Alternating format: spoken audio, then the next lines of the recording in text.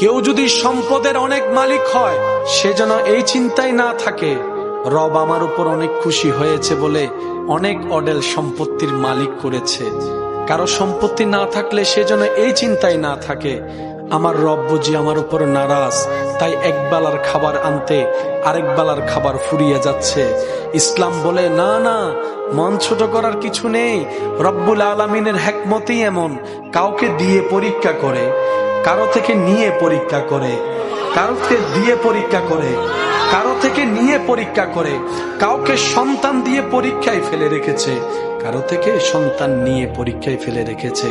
কাউকে সম্পদ না দিয়ে পরীক্ষার রাস্তায় রেখেছে, কাউকে অডেল সম্পত্তি দিয়ে মহা পরীক্ষার মধ্যে ফেলে রেখেছে। সবাই আমরা আপন আপন জায়গায়, সবাই পরীক্ষার্থী, সবাই পরীক্ষার মধ্যেই আছি, সবাই প্রতি সেকেন্ডে পরীক্ষা দিচ্ছি।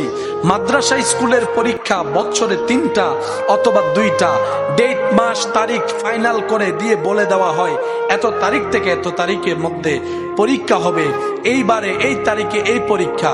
আর দুনিয়ার আল্লাহর বান্দাদের জন্য 24টা ঘন্টার প্রত্যেকটা সেকেন্ডে পরীক্ষা, প্রত্যেকটা সেকেন্ডে পরীক্ষা, প্রত্যেকটা সেকেন্ডের মধ্যে পরীক্ষা নেওয়া হচ্ছে এক একজনকে এক এক ভাবে।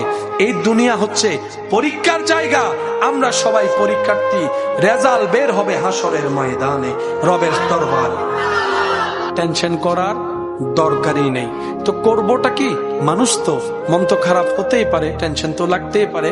তখন আপনার টেনশনকে আপনি শুনাই দিবেন, মনকে আপনি জানিয়ে দিবেন, সেটাই তো হবে যেটা আমার রব চাইবে। আর রবের চাওয়ার উপর খুশি থাকাই তো বান্দার কাজ। সুতরাং আমি আমার সমস্ত কিছুকে আমার রবের ইচ্ছার উপর ছেড়ে দিয়েছি। সুবহানাল্লাহ, আমি আমার রবের মর্জির উপর ছেড়ে দিয়েছি। কারণ আমার যা আছে আমি ভাবছি আমার, আরে সবগুলাই তো আমার রবের। এমনকি আমার দেহে যা আছে সেটাও আমার রবের। আমি যে রু নিয়ে বেঁচে আছি সেটাও তো আমার রবের। বলেন না সুবহানাল্লাহ। আমি, আমার, আমাদের বলতে মূলত আসলে কোনো কিছু, সবকিছু হচ্ছে আল্লাহর দেওয়া আমানত। সেজন্য আপনার হাত আপনি চাইলে পারবেন না, আপনি চাইলে রাগ করে ক্ষোভ নিয়ে কোনো কিছুর কারণে আপনার শরীর আপনি আঘাত করতে পারবেন না। কারণ আপনার যে হাত আপনি বহন করছেন সেটা আল্লাহর দেওয়া আমানত। আর সেজন্যই তো হাসরের ময়দানে হাত আমাদের বিপক্ষে সাক্ষী দিবে, পা আমাদের বিপক্ষে সাক্ষী দিবে, কান আমাদের বিপক্ষে সাক্ষী দিবে। প্রশ্ন যখন রাখবো, আরে তুই তো আমার ছিলি, আমার হাত, তুই তো আমার পা, আজকে আমার বিপক্ষে চলে গেলি। সেদিন হাত বলবে আমি কখনোই তোমার ছিলাম না, পা বলবে আমি কখনোই তোমার ছিলাম না। আমরা আল্লাহর দেওয়া আমানত হিসাবে তোমার কাছে ছিলাম। সুবহানাল্লাহ। আল্লাহ তাআলা আমাদের সবাইকে বুঝার তৌফিক দান করুন। রক্তের বন্ধনের সাথে অনেক দূরত্ব চলে এসেছে আমাদের ভিতরে। আজকাল কেউ কারো বাড়িতে তেমন যাওয়া আসা, আর যাবেই বা কেমনে? গেলেই তো বদনাম, গেলেই তো পেঁচ, গেলেই তো এটা, কেউ কারোর সাথে ভালো সম্পর্ক আমরা রাখতে জানছি না। যার কারণে দিন দিন সম্পর্কগুলা দূরত্ব হয়ে যাচ্ছে। তো বেঁচে থাকার তো বেশি দিন আর সুযোগ নেই। যেভাবে অপরিচিত হওয়া শুরু করেছে রক্তের মানুষগুলা, নতুন প্রজন্ম হয়তো অনেক আপন কাছের সম্পর্ককে এখন চিনতেই পারে না, নামটাও জানে না। তা আমরা অনুরোধ রাখবো যতটুক সম্ভব হয় আল্লাহর রেজার জন্য, আল্লাহর সন্তুষ্টির জন্য আপনি আপনার জায়গা থেকে অতটুক মেনটেন করে সবার সাথে যোগাযোগ সম্পর্ক রাখার চেষ্টা করেন। হ্যাঁ, আপনার সেই সম্পর্ক রাখাকে কেউ যদি দুর্বলতা মনে করে, অন্যভাবে দেখে, মূল্যায়ন না করে, সেটা তার খোদাকে সে জবাব দিবে। আপনি রবের কাছে ক্লিয়ার থাকবেন। আল্লাহ তাআলা আমাদের সবাইকে বুঝার তৌফিক দান করুন। সবচাইতে মজার বিষয় কি জানেন? নিজের দোষের দাড়ি পাল্লা দিয়ে অন্যের দোষগুলাকে মাফি। আয় সবাই লাইনে ধর, দোষ কি বল, দোষ কি বল, দোষ কি বল। তো একজনে বলে যে দাড়ি পাল্লাটা কার? কইটা আমার। তো তোর নিজের দাড়ি পাল্লায় তো অনেক বাড়ি, তুই আমার গুলা মাফস কেন? কই অন্যের দোষ না দেখলে পেটের ভাত হজম হয় না। আছে এখানে কিছু চার দোকানে বসে বসে খামাখা অন্যের নামে কথা বলে।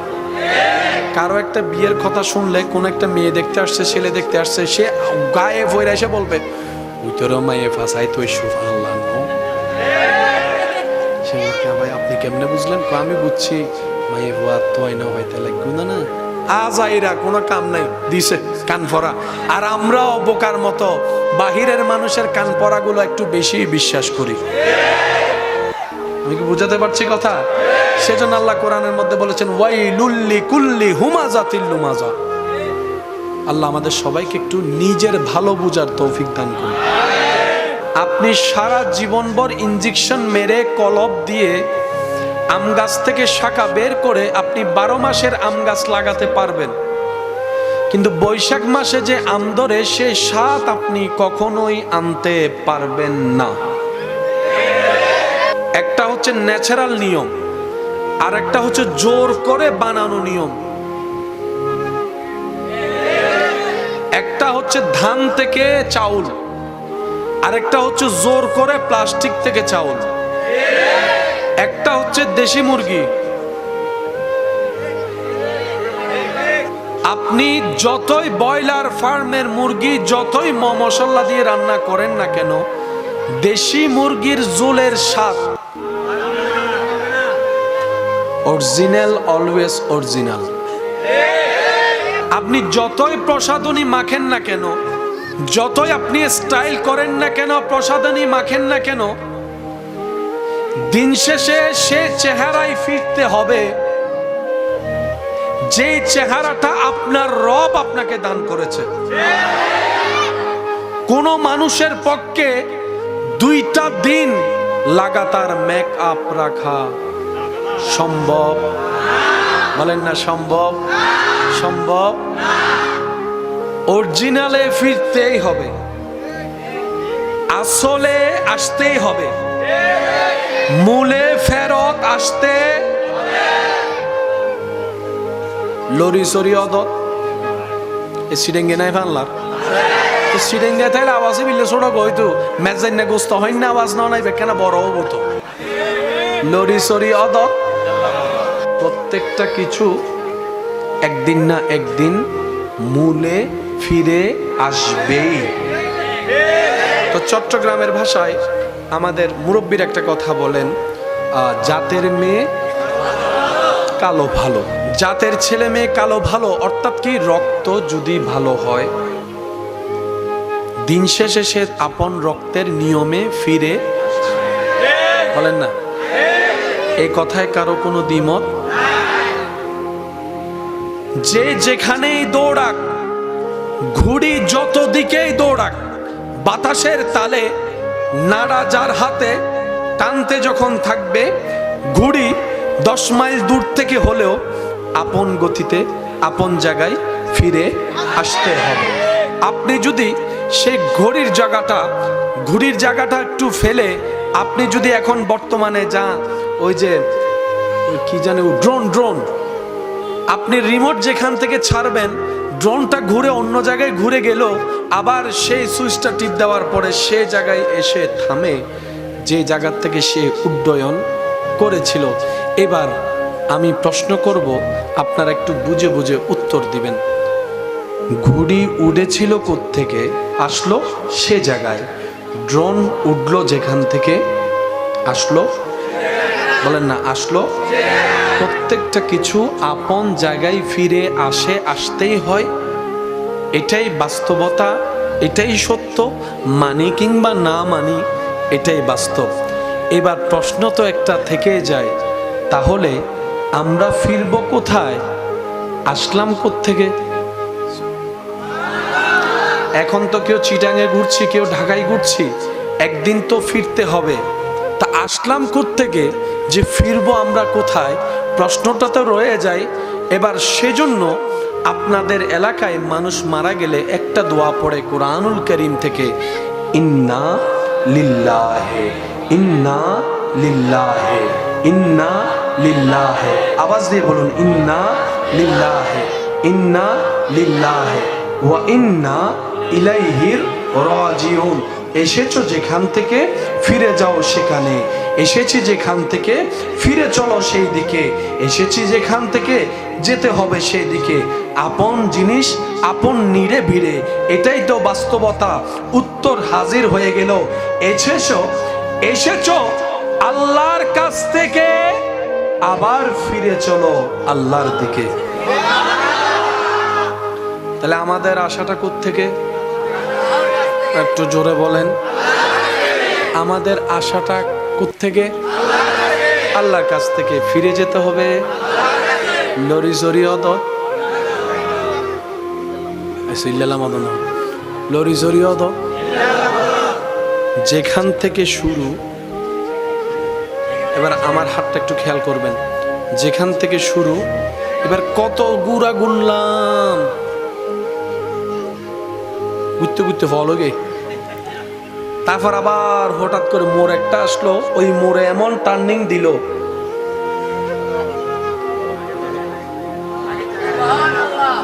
সুবহানাল্লাহ জোরে বলে। টার্নিং পয়েন্টটার নামই হচ্ছে মৃত্যু। সুবহানাল্লাহ কি গরজে হইবেন না? একবার বলি মারহাবা। নয় নয়, আরো জোরে। যেখান থেকে আসলাম সেখানেই ফিরে গেলাম, মাঝখানে পড়ছে একটা মোড়, ওই মোড়টার নামেই হচ্ছে মওত। যে মোড়টা টার্নিং পয়েন্ট দিবে। একটা কথা মনে রাখবেন আমার ভাইয়েরা, ইসলাম জানা যতটুক দরকার তার চাইতে বেশি ইসলাম বোঝা দরকার। পড়া মুখস্থ করা যত দরকার তার চাইতে বেশি পড়া মুখস্থ চাইতে বোঝা বেশি দরকার। ইসিম ফেল হরফের মুখস্থ করার নাম বাহাদুরি নয়, সাইন টিটা কস টিটা কসেক টিটার অনর্গল কথা বলার নাম বাহাদুরি নয়। আপনার সামনে অঙ্কের জটিলতা যেমনই আসুক, সেখানে আপনি সমাধান পর্যন্ত যদি আপনি বুঝে উত্তর দিয়ে আসতে পারেন, এটার নাম বাহাদুরি। সেজন্য বাংলাদেশের দৃষ্টিতে সবচাইতে কঠিন পরীক্ষা বলা হয় বিসিএস পরীক্ষা। সবচাইতে কঠিন পরীক্ষা কি? বিসিএস এর পরীক্ষা। কারণ ওইখানের প্রশ্ন দ্বারা সবসময় আপনার চিন্তার বাইরে থাকে। এমন এমন কিছুকে প্রশ্ন বানিয়ে দেয় যেগুলাকে প্রশ্ন হিসেবে আসবে বলে কেউ কখনো কল্পনা করে। সেজন্য যারা বিসিএস দেয় তারা সর্ব বিষয়ে একটু প্রস্তুতি নিয়ে যেতে হয়। আপনাদের যদি মনোযোগ থাকে একবার বলি মারহাবা। এবার আপনারা বলেন, আমাদের আসলে বোঝার দরকার আছে না নাই? যাচ্ছি কোন দিকে? যাচ্ছি কোন দিকে? আসলাম কোত্থেকে? এবার আমি সবার মনোযোগ চাচ্ছি। আমরা এখন আছি কোথায়? দুনিয়ায়। বলেন আল্লাহ যতদিন চাই থাকবো, তারপর আমরা চলে যাব মরণের মাধ্যমে। আল্লাহ যতদিন চাই কবরে থাকব। যেদিন আল্লাহ চাইবে কবর থেকে আমরা বের হই, আমরা উঠে চলে যাব